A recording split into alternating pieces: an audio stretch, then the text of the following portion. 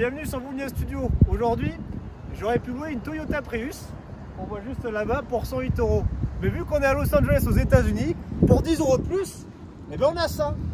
On a un GMC Sierra. Et c'est quand même vachement plus rigolo parce que là-dedans on retrouve un V8 de 5 litres 3.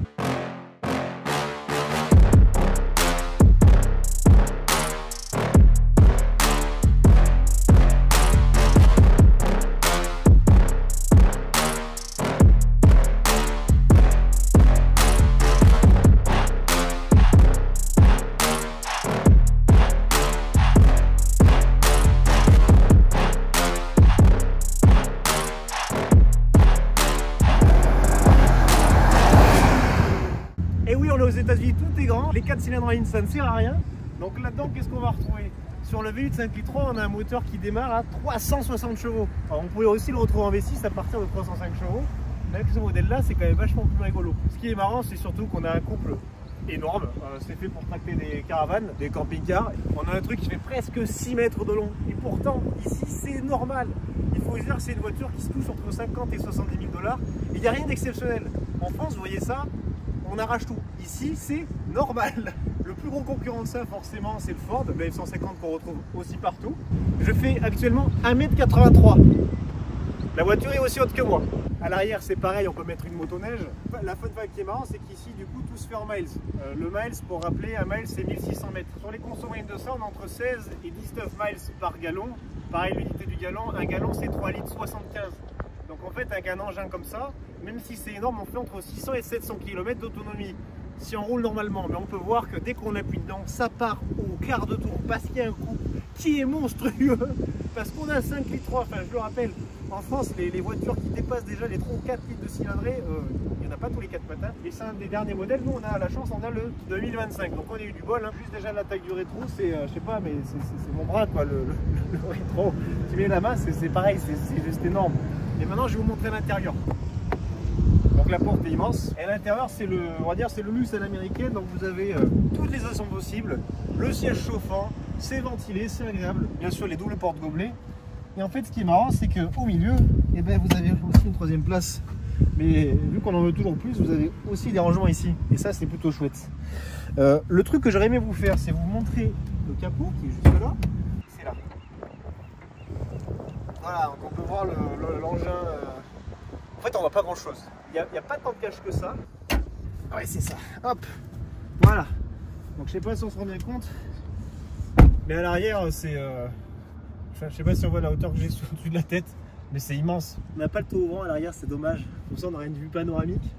Mais on a vraiment 3 vraies places. Le mec qui est au milieu, il a autant de place que moi, quoi. C'est hyper agréable.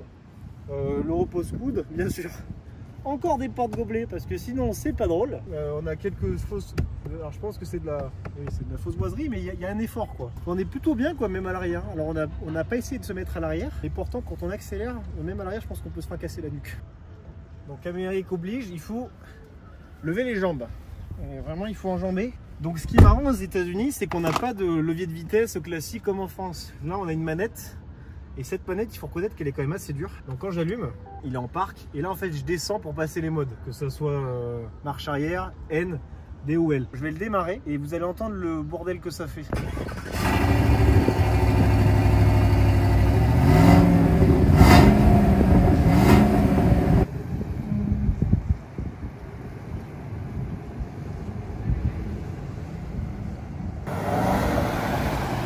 So it's nice to drive or it's horrible? It's really fun. It's really fun. Donc là, pareil, 2 Américains qui ont dû louer le Cybertruck à la journée. Cybertruck, pardon. Mais on voit que c'est vraiment les arêtes, franchement c'est immonde. C'est vraiment immonde. Non, il y a un peu de style quoi, mais puis ça fait du bruit quoi. Ah, juste ça, on effleure un peu la pédale. Donc là, on va se manger un Jack in the Box. On va faire les gros Américains, on va avec notre gros 4x4 parce que quand on l'a loué, ce qui était marrant, c'est qu'il n'est pas dans la catégorie 4x4, il est dans la catégorie camion. Genre, c'est pas une blague, il y a marqué trucks quand on loue ça. Et regardez, quand on appuie un peu, voilà. On sent ce rugissement qui s'enclenche. Voilà, on monte un peu, voilà. Regardez Los Angeles, une grosse belle clé. Voilà. Bon, conduire, ça se fait tout seul. Alors, on se reste juste pour les rétros parce que pour moi les rétros sont beaucoup trop gros. Donc ce qui est bien, c'est qu'au moins c'est accessible. Donc là normalement on va être juste allez, 1 ou 3 gallons peut-être, on va voir. On a dû faire 80-90 km aujourd'hui. On s'est baladé un peu dans Los Angeles, on est allé à Santa Monica Beach, on est allé au Griffith Observatory. Donc là on va voir, sachant qu'ici le gallon, il faut compter entre 4 et 5 dollars à Los Angeles. Et quand on va dans l'été, on peut avoir le gallon à moins de 3 dollars. Donc c'est-à-dire environ 70 centimes le litre, ce qui est franchement une bonne affaire quand on consomme environ 12 à 15 litres en 100 km. Voilà. Là du coup, c'est quelle route C'est en bas des 100. En bas, c'est là. Attendez, parce qu'ils mettent des feux rouges en bas aussi. Donc là on va freiner un peu, on va accélérer pour vous montrer la puissance du truc. Attention. Prêt. On a 37 miles, on accélère.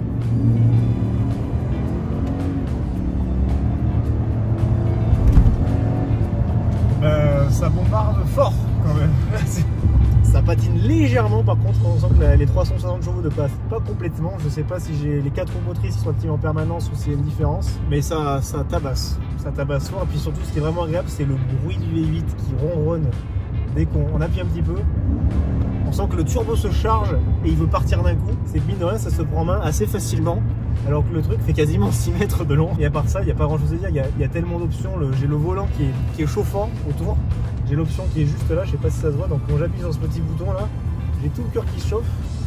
Sachant qu'aux États-Unis il fait la plupart du temps super chaud dès le mois de mars-avril à Los Angeles. Je sais pas s'il n'y a pas une option clim aussi dans le volant qui peut être assez intéressante. Et là on a une route qui est, on voit pas bien mais pas terrible et on sent quasiment rien. Et puis surtout on se fait doubler par des vieilles merdes de chevaux.